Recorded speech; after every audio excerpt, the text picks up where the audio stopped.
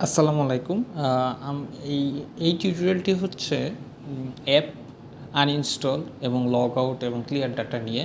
তো আমাদের যদি অ্যাপ আনইনস্টল করে ইনস্টল করার নির্দেশনা আসে, তাহলে প্রথমেই আমরা করব কি, অ্যাপ থেকে লগ আউট করব।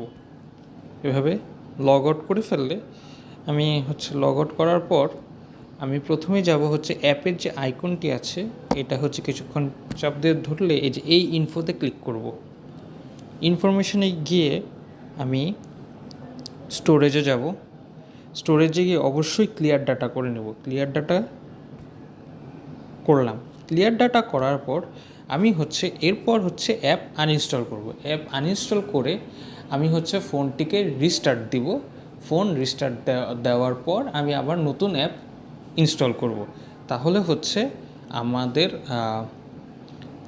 সুন্দর মতো আনইনস্টল এবং ক্লিয়ার ডাটার যে প্রসেসটা আছে সেটা সুন্দর মতো হয়ে যাবে। Thank you.